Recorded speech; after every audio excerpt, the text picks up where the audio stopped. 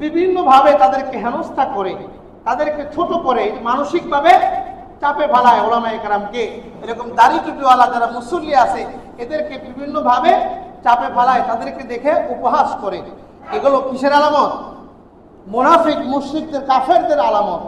এইভাবে মানসিকভাবে অপবাদ দিয়ে, এরকমভাবে ব্যঙ্গাত্মক আচরণ করে, এরকমভাবে উপহাস করে মুসলমানদেরকে, আলেম ওলামাদের থেকে, ইসলাম থেকে দূরে রাখার জন্য দেখবেন একদল এরকমভাবে কাজ করে যাচ্ছে। তো এগুলো সেই কি পুরনো জামানার ঘটনা, এগুলো থেকে আপনারা কি থাকবেন? সতর্ক থাকবেন।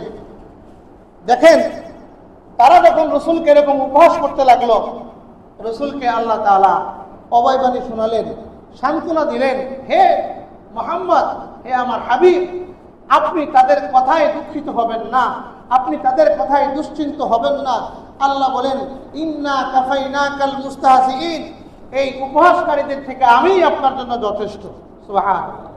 আল্লাহ তাআলা আল্লাহর রাসূলের জন্য যথেষ্ট বাণী শোনায়া দিলেন। এরকম ভাবে আল্লাহ তাআলা আরো বলেন, আল্লাযীনা ইয়াজআলুনা মা'আল্লাহি ইলাহান আখার ফাসাউফা ইয়ালামুন, যারা আল্লাহ তাআলার সাথে শরীক সাব্যস্ত করে তারা অচিরেই জানতে পারবে, জাহান্নামের শাস্তি সম্পর্কে তারা অচিরেই জানতে পারবে। এরকম ভাবে দেখেন, যখন তারা মানসিকভাবে মুসলমানদেরকে রাসূলুল্লাহ থেকে ফিরাইতে পারলো না, আরো লম্বা ঘটনা সংক্ষেপ করতেছি। ওই যে হজের সময় আপনারা জানেন, পড়ছেন, মুসল্লিরা আসলে, হাজিরা আসলে বলতো ওখানে যায় না, কি আছে, পাগল আছে, পাগল। এইভাবে তাদেরকে বিরত রাখার চেষ্টা করতো। তো অনেকে তখন আরো কিউরিওসিটি জাগতো, আচ্ছা দেখি কেমন পাগল, যে পাগলের দেখতে যেতে না করে, যাইলে নাকি জাদু করবে, হ্যাঁ, তার আকৃষ্ট হয়ে যায়। তো পাগলটা একটু কি করি, দেখে আসি। তো পাগল দেখতে যায়, কি করে ফেলে, পাগলের উপরে হাতে কালিমা পড়ে ঈমান নিয়ে এসে ইসলামের মধ্যে দীক্ষিত হয়ে যায়। এইভাবে দেখেন, যুগে যুগে যখনই দেখবেন ইসলামের উপরে আঘাত আসবে, কোরআনের উপরে অবমাননা আসবে, আলেম ওলামা মসজিদ মাদ্রাসার প্রতি এরকম ভাবে বিদ্রোহ আসবে, এরকম ভাবে অপপ্রচার আসবে, দেখবেন তখন আরো মুসলমানরা আরো বলিষ্ঠভাবে, আরো স্পৃহার সাথে দলে দলে দেখবেন ইসলামের ছায়াতলে আসে, মানুষ আরো ইসলাম প্রিয় হয়। এখন দেখবেন বিভিন্ন নাস্তিকদের, এরকম যারা নাস্তিক অনেক আছে, একসময় এত ছিল না, এখন এগুলো খুব বাড়তেছে। দাওয়াত তাবলীগের মাধ্যমে, আরো বিভিন্ন ওলামায়ে কেরামের মাধ্যমে, বিভিন্ন দাওয়াতি কার্যক্রমের মাধ্যমে এরকম ভাবে মানুষ দিনের দিকে আসতেছে। এগুলো দেখে তাদেরও এখন কি মাথা খারাপ, তাদেরও মাথা খারাপ হয়ে গেছে। তারা বিভিন্নভাবে এরকম ভাবে আমাদেরকে ভুল মেসেজ দেওয়ার চেষ্টা করে, আমরা সেগুলো থেকে সতর্ক থাকবো। তো যা বলতেছিলাম, এরকম ভাবে তারা যখন রাসূলুল্লাহ সাল্লাল্লাহু আলাইহি সাল্লামকে মানসিকভাবে যখন তাকে কাবু করতে পারলো না, তখন আবার বড় বড় লিডাররা সবাই একত্র হয়েছে যে কোনোভাবেই তো মুহাম্মদকে ফেরানো যাচ্ছে না। তখন সবাই একত্রিত হয়ে 25 জন লিডার, কয়জন লিডার, 25 জন মক্কার বড় বড় লিডার, প্রত্যেক গোত্র থেকে একজন করে একত্রিত হয়েছে। ভাইয়া পরামর্শ করতেছে যে মুহাম্মদকে তো কি কোনোভাবেই ফেরানো যাচ্ছে না, তাহলে এখন কি করতে হবে, আক্রমণে যেতে হবে, চার্জে যেতে হবে। এখন আক্রমণ করতে হবে, যেখানেই পাবা সেখানেই কি তাদের উপরে হামলে করবা, আক্রমণ করবা। এভাবে তারা একটা পরামর্শ সিদ্ধান্তে উপনীত হয়। তারপরে তাদের যে দলপতি ছিল, গোত্রপতি যাদের, তাদেরকে বলে দেওয়া হলো, ঠিক আছে যাও, তোমরা গিয়ে যার যার কাজে লেগে যাও। এরকম ভাবে সাহাবায়ে কেরামের উপরে, রাসূলের উপরে শারীরিক যখন নির্যাতন শুরু হয়, এখানে সর্বপ্রথম সবচেয়ে বেশি ক্ষতিগ্রস্ত যারা হয়েছে তারা হলো যারা আর্থিকভাবে দুর্বল ছিল, যারা গরিব ইমানদার ছিল, তারা বেশি কষ্টের সম্মুখীন হয়েছেন। কেন? কারণ তারা তো অন্যের অধীনে কি করে, কাজ করে। যে কাফের মুশরিক বড় বড় লিডাররা তো আসছে, তাদের অধীনেই তো অনেক এরকম গরিব লোকেরা ইসলাম গ্রহণ করছে। তো তাদের উপরে কষ্টটা কিভাবে, তাদের উপরে ইসলাম গ্রহণের কারণে তাদের উপরে কাজের বোঝা আরো বেশি চাপায় আছে, তাদের উপরে আরো বেশি জুলুম করে, নির্যাতন করে। এরকম ভাবে কাফেরদের পরবর্তী যে পদক্ষেপ সেটা ছিল শারীরিকভাবে তাদেরকে লাঞ্ছিত করা, তাদেরকে এরকম ভাবে কষ্ট দেওয়া, যন্ত্র যাতনা দেওয়া। আল্লাহর দুশমন এই আবু জাহেল যখন দেখলো প্রভাবশালী ব্যক্তিরাও মুসলিম হচ্ছে, তো প্রভাবশালী ব্যক্তিরা সবাই কিন্তু ইসলাম গ্রহণ করলে যারা প্রভাবশালী আছে তাদের উপরে কিন্তু সহজে কেউ বল প্রয়োগ করতে পারে না, পারে না। সে যে ধর্মেরই হোক, যেখানেই থাকুক, প্রভাব থাকলে তার আলাদা একটা অবস্থান থাকে। এই আবু জাহেল যখন দেখলো যারা একটু প্রভাবশালী মুসলিম ইসলাম গ্রহণ করতেছে তাদেরকে তো আর ওই অন্যদের মতো কি দেওয়া যায় না, শাস্তি দেওয়া যায় না। তো তাদেরকে এরকমভাবে মানসিকভাবে হেরেস করত, মানসিক টর্চার করত। এরকমভাবে ওসমান ইবনে আফফান তার চাচা তাকে খেজুরের চাটাই দিয়ে পেঁচাইয়া আগুন ধরে আর তার নাকের মধ্যে আগুনের ধোঁয়া দিত। কেন? ইসলাম গ্রহণ করার কারণে এরকমভাবে টর্চার করা শুরু করছে। এরকমভাবে অনেক ঘটনা আছে। সময় শেষের দিকে এরকমভাবে হযরত বেলাল রাদিয়াল্লাহু তাআলা আনহুকে অনেক কষ্ট দেওয়া হয়েছে, আমরা জানি, এগুলো ইতিহাস। বেলাল রাদিয়াল্লাহু তাআলা আনহুকে উমাইয়া বিন খালফের গোলাম ছিল। এই উমাইয়া বিন খালফ বেলাল রাদিয়াল্লাহু আনহুকে উত্তপ্ত রৌদ্রের বালুর মাঝে উলঙ্গ করে তার বুকের উপরে পাথর দিয়ে চাপা দিয়ে রাখত। জিহ্বা বের হয়ে যেত, তখন বেলাল রাদিয়াল্লাহু আনহু বলতেন আহাদ আহাদ। এরকমভাবে উমাইয়া বিন খালফ আরো মক্কার বকাটে ছেলেদেরকে লেলায় দিত এই বেলাল রাদিয়াল্লাহু আনহুর উপরে। তার গলায় রশি বাইধা তাকে বলে দিত যে একে নিয়ে পুরা শহর টানা হেঁচড়া করো।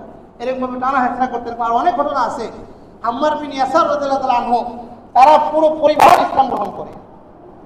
পুরো পরিবার ইসলাম গ্রহণ করার কারণে সর্বপ্রথম অত্যাচার করতে করতে এরকমভাবে কষ্ট দিতে দিতে তার পিতা ইয়াসির রাদিয়াল্লাহু তাআলা আনহু সর্বপ্রথম ইসলামে শহীদ হন।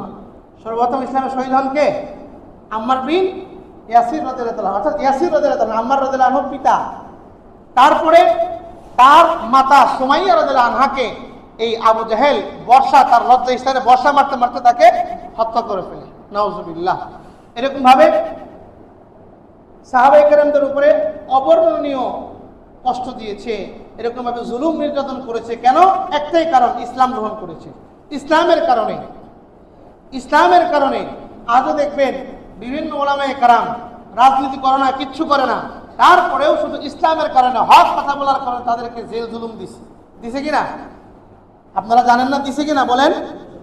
তো যুগে যুগে যারাই হক কথা বলবে, হকের উপরে থাকবে, তার কোন দল করা লাগবে না। যখনই স্বার্থে লাগবে দেখবেন স্বার্থবাদ যারা, যাদের স্বার্থে লাগবে তারা দেখবেন তাদেরকে ক্ষতি করার চেষ্টা করবে। এরকম ভাবে সাহাবায়ে কেরামকে কষ্ট দিছে। শুধু সাহাবায়ে কেরামকে না, রাসূলুল্লাহ সাল্লাল্লাহু আলাইহি সাল্লামকেও কষ্ট দিছে। সংক্ষেপ করি, 2 মিনিট সময় আছে, সময় শেষ করে দেব।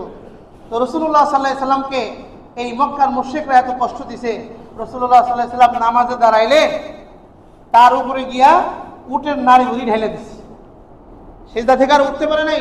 ফাতেমা রাদিয়াল্লাহু আনহা অনেক কষ্ট করে সেই উটের নাড়ি ভুড়ি সরাইছে। তো এইটাতে এরকম কষ্ট দিছে। এরকম ভাবে একবার রাসূলুল্লাহ সাল্লাল্লাহু আলাইহি সাল্লাম খানায়ে কাবার হিজর নামক স্থানে নামাজ পড়তেছিলেন। তো এক কাফের সে আইসা চাদর দিয়া রাসূলের এরকম গলায় পেঁচাইয়া এরকম ভাবে টান দেয়, ফাঁস লাগাইয়া দেয়। রাসূলুল্লাহ সাল্লাল্লাহু আলাইহি ওয়াসাল্লামের শ্বাস রুদ্ধ হয়ে যায়, দম বের হয়ে যাওয়ার উপক্রম হয়। আবু বকর রাদিয়াল্লাহু আনহু দেখে এসে দৌড়ে এসে তাকে ধাক্কা দিয়ে সরাইয়া ফেলে দেয়, তাকে সরাইয়া দেয়। তারপরে আবু বকর রাদিয়াল্লাহু আনহু বলেন, আতাকতুলুনা রাজুলান আই ইয়াকুলা রাব্বি আল্লাহ, এমন ব্যক্তিকে তোমরা হত্যা করতে চাচ্ছ যে শুধু বলে আমার রব এক আল্লাহ, এই কারণে তোমরা তাকে হত্যা করতে চাচ্ছ। এরকম ভাবে তাকে সরাইয়া দেয়। রাসূলকে এত কষ্ট দেওয়া হয়েছে, হাদিস বলে শেষ করব, এত কষ্ট দেওয়া হয়েছে। বুখারী তিরমিজি শরীফের হাদিস, রাসূলুল্লাহ সাল্লাল্লাহু আলাইহি সাল্লামকে যখন জিজ্ঞেস করা হয়েছে, রাসূলুল্লাহ সাল্লাল্লাহু আলাইহি সাল্লাম বলেন, قال رسول الله صلى الله عليه وسلم لقد أخفت في الله وما يخاف أحد ولقد أوذيت في الله وما يؤذى أحد। এই ইসলামের জন্য, দ্বীনের জন্য আমাকে এত কষ্ট দেওয়া হয়েছে, আমাকে এত ভীত সন্ত্রস্ত করা হয়েছে, এত ভয় ভীতি দেখানো হয়েছে যেটা আর কারো দেখানো হয় নাই। আমাকে এত কষ্ট দেওয়া হয়েছে যেটা আর কাউকে এত কষ্ট দেওয়া হয় নাই। ওয়ালাকাদ আলাইয়া 30 মিন ইয়াউমিন ওয়া লাইলাতিন ওয়া মা লি ওয়া লিবিলাল, এরকম ভাবে 30 দিন রাত অতিক্রম হয়েছে আমার জন্য এবং বেলালের জন্য। শুধু বেলালের বগলে সামান্য পরিমাণ খাদ্য ছিল, আর বাকি সময় আমরা কি করেছি? না খেয়ে কাটিয়েছি।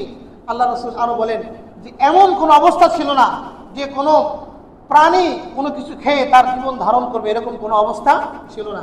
তাহলে আল্লাহ রাসূল বলেন যে ইসলামের জন্য আমাকে এত কষ্ট দেওয়া হয়েছে যা আর কাউকে দেওয়া হয় নাই, আমাকে এত ভয় দিতে দেওয়া হয়েছে যা আর কাউকে দেওয়া হয় নাই। তো প্রিয় মুহতারাম হাজিরিন, আমরা এই ইসলাম এত সহজে পাই নাই। ইসলাম কি এত সহজে পাই নাই। এজন্য শুকর আদায় করি আমি আপনি ইসলামের জন্য কি ত্যাগ করেছি, আমার আপনার ইসলামের জন্য কি অবদান আছে, কি কষ্ট ত্যাগ আছে বলেন? উল্লেখযোগ্য কিছু আছে? কিছু নাই। জন্মসূত্রে ইসলাম পেয়েছি, ইসলামের কদর করা উচিত। রসুলের জীবনী নিয়ে আলোচনা করছি, রসুলের জীবনী থেকে আমাদের শিক্ষা নেওয়া উচিত। সর্বাবস্থায় শত ত্যাগ তিতিক্ষার পরেও ইসলাম থেকে, ঈমান থেকে এক পা দূরে সরা যাবে না। আল্লাহ তাআলা আমাদের সবাইকে পরিপূর্ণ ঈমানদার হওয়ার তৌফিক দান করেন, সবাই বলেন আমিন। ইনশাআল্লাহ আগামী জুমায় এর বাকি অংশ মদিনায় যে হিজরত করেন এগুলো নিয়ে আমরা আলোচনা করবো। ওয়া আখিরু দাওয়ানা আলহামদুলিল্লাহি রাব্বিল আলামিন।